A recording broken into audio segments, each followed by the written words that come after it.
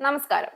Radar തകരാറ് മൂലം air traffic കൺട്രോളർമാർക്ക് വിമാനങ്ങൾ നിയന്ത്രിക്കാൻ കഴിയാതെ വന്നതിനെ തുടർന്ന് ബുധനാഴ്ച പ്രാദേശിക സമയം യുകെയിൽ മിക്കവാറും എല്ലാ വിമാനങ്ങളും നിർത്തിവെച്ചു.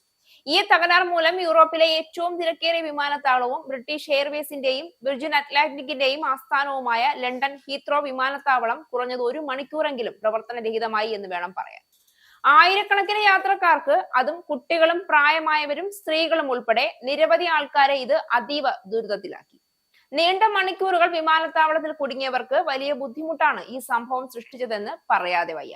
UK സമയം വൈകുന്നേരം 4 മണിയോടെ, അതായത് ഇന്ത്യൻ സ്റ്റാൻഡേർഡ് സമയം വ്യാഴാഴ്ച പുലർച്ചെ 1 മണിയോടെയാണ് ഈ രൂക്ഷമായ പ്രതിസന്ധി ഉണ്ടായത്. ഹീത്രോയെ മാത്രമല്ല, UKയിലെ രണ്ടാമത്തെ തിരക്കേറിയ വിമാനത്താവളമായ ലണ്ടൻ ഗാറ്റ്വിക്കിനെയും ഈ അനിശ്ചിതത്വം ബാധിച്ചു. മാഞ്ചസ്റ്റർ, ബർമിംഗ്ഹാം, എഡിൻബർഗ്, ലണ്ടനിലെ ലൂട്ടൺ സ്റ്റാൻഡേർഡ് വിമാനത്താവളങ്ങൾ ഉൾപ്പെടെയുള്ള വിമാനത്താവളങ്ങളെയും ഇത് ബാധിച്ചു. ലോകത്തിലെ ഏറ്റവും വലിയ എയർ ട്രാഫിക് ഗതാഗത പാതയായ ഹീത്രോയിൽ നിന്ന് ഒരു വിമാനവും പുറപ്പെടുന്നില്ല എന്നും തെക്കൻ ഇംഗ്ലണ്ടിന് മുകളിലൂടെ ആകാശത്ത് ഒരു വിമാനവും പറക്കുന്നില്ല എന്നും ഫ്ലൈറ്റ് ട്രാക്കിംഗ് വെബ്സൈറ്റുകളിൽ നിന്നുള്ള വിവരങ്ങൾ വ്യക്തമാക്കി. ചുരുക്കത്തിൽ, അക്ഷരാർത്ഥത്തിൽ യുകെയിലെ ആകാശപാത ആകെ നിശ്ചലമായി എന്ന് വേണം പറയാൻ. ഇംഗ്ലണ്ടിന്റെ തെക്കു ഭാഗത്തുള്ള സതാംപ്ടണിന് പുറത്തുള്ള സ്വാൻവിക് എയർ ട്രാഫിക് കൺട്രോൾ സെന്ററിലും സാങ്കേതിക പ്രശ്നങ്ങൾ ഉണ്ട് എന്ന് അന്താരാഷ്ട്ര മാധ്യമങ്ങൾ റിപ്പോർട്ട് ചെയ്തു. സ്വാൻവിക്കിൽ നിന്ന് ഒരു ദിവസം 5500 വിമാനങ്ങൾ ലണ്ടനിലേക്ക് വരികയോ ഇംഗ്ലണ്ടിനും വെയിൽസിനും ഇടയിൽ യാത്ര ചെയ്യുകയോ ചെയ്യുന്നതാണ്. എന്നാൽ മുഴുവൻ വിമാനങ്ങളുടെയും യാത്രക്കാരുടെയും സുരക്ഷ ഉറപ്പാക്കാൻ വേണ്ടി വിമാനങ്ങളുടെ എണ്ണം പരിമിതപ്പെടുത്തിക്കൊണ്ടുള്ള തീരുമാനങ്ങളാണ് അധികൃതർ പുറത്തുവിട്ടത്. സുരക്ഷ ഉറപ്പാക്കുന്നതിനായി ലണ്ടൻ നിയന്ത്രണ മേഖലയിൽ പറക്കുന്ന വിമാനങ്ങളുടെ എണ്ണം ഞങ്ങൾ പരിമിതപ്പെടുത്തുന്നു. അതാണ് എപ്പോഴും ഞങ്ങളുടെ പ്രഥമ പരിഗണന എന്നാണ് തടസ്സം സ്ഥിരീകരിച്ചുകൊണ്ട് നാറ്റ്സ് പ്രസ്താവനയിൽ പറഞ്ഞത്. പ്രശ്നം എത്രയും വേഗം പരിഹരിക്കാൻ തങ്ങളുടെ എഞ്ചിനീയർമാർ കഠിനമായി പരിശ്രമിക്കുന്നുവെന്നും തടസ്സങ്ങൾ കുറയ്ക്കുന്നതിന് സഹായിക്കുന്നതിന് തങ്ങൾ എയർലൈനുമായി പൂർണ്ണമായും സഹകരിച്ചുകൊണ്ട് പ്രവർത്തിക്കുന്നു എന്നും കമ്പനി അറിയിച്ചു. ഏകദേശം 1 മണിക്കൂറിന് ശേഷം നാറ്റ്സ് തങ്ങളുടെ സിസ്റ്റങ്ങൾ പുനഃസ്ഥാപിച്ചതായി അറിയിച്ചു. അതിനുശേഷമാണ് വ്യോമഗതാഗതം സാധാരണ നിലയിലേക്ക് എത്തിയത്.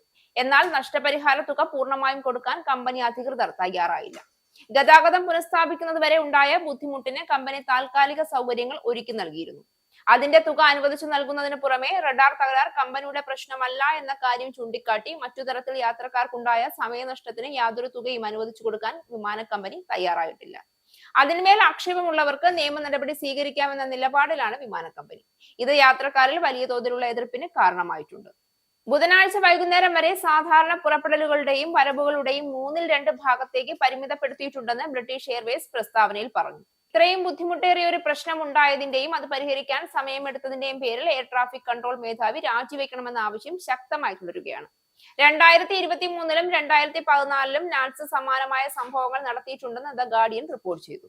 അതിലൊന്ന് ഫ്ലൈറ്റ് പ്ലാനിലെ ഒരു ഡാറ്റ ഒരു എയർലൈൻ അതിന്റെ സിസ്റ്റത്തിലേക്ക് തെറ്റായി ഇൻപുട്ട് ചെയ്തതാണെന്നാണ് പുറത്തുവരുന്ന റിപ്പോർട്ടുകൾ. ബാക്കപ്പ് സിസ്റ്റങ്ങൾ ഉണ്ടായിരുന്നെങ്കിലും തെറ്റായ ഡാറ്റ സുരക്ഷാ കാരണങ്ങളാൽ ആ സിസ്റ്റവും താൽക്കാലികമായി നിർത്തിവെക്കാൻ കാരണമായി. എന്നാൽ അത് നടന്നിട്ട് 2 വർഷങ്ങൾ കഴിഞ്ഞു എന്നും അതിനുശേഷം ഈ കഴിഞ്ഞ 2 വർഷം വരെ യാതൊരു തകരാറും റിപ്പോർട്ട് ചെയ്യാത്തതിനാൽ വിമാന കമ്പനികൾ ഈ തടസ്സത്തിൽ ഗുരുതര വീഴ്ച കാണിച്ചു എന്ന് പറയാൻ കഴിയില്ല എന്നും ഇതൊരു സ്വാഭാവിക സംഭവം മാത്രം ആണ് എന്നുമാണ് കമ്പനിയുടെ അവകാശവാദം.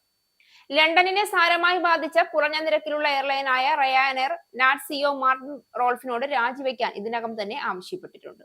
യാത്രക്കാർക്ക് ഇങ്ങനെ ബുദ്ധിമുട്ടുണ്ടാകുന്നത് അപമാനകരമാണെന്നും നാറ്റ്സിനെ മാർട്ടിൻ റോൾഫ് തുടർച്ചയായി ഇത്തരം നാണക്കേട് കൊണ്ടെത്തിക്കുന്നുവെന്നും യാത്രക്കാർക്ക് വീണ്ടും കാലതാമസവും തടസ്സവും നേരിടേണ്ടി വരുന്നത് അതിര് കടന്നതാണെന്നും ബുധനാഴ്ചത്തെ സംഭവത്തിനു ശേഷം chief operating officer Neil McMahon ഒരു പ്രസ്താവനയിൽ പറഞ്ഞു.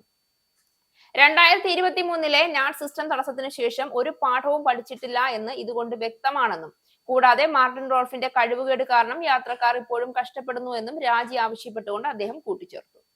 റോൾഫ് നാറ്റ്സ് വിട്ടു പോയില്ല എങ്കിൽ UK ഗതാഗത മന്ത്രി ഹേഡി അലക്സാണ്ടർ ഇടപെടണമെന്ന് റയാനർ ആവശ്യപ്പെടുകയും ചെയ്തിട്ടുണ്ട്. ഇസ്രായേലിന്റെ 5 സൈനിക താവളങ്ങളിൽ കനത്ത നാശനഷ്ടം മോദി വെളിപ്പെടുത്തുന്ന ഇന്ത്യയുടെ വികസനത്തിന്റെ മയക്കുമരുന്ന് വിൽപ്പനയ്ക്കെതിരെ ശക്തമായ നടപടിയെടുത്ത് ഷാർജ പോലീസ്.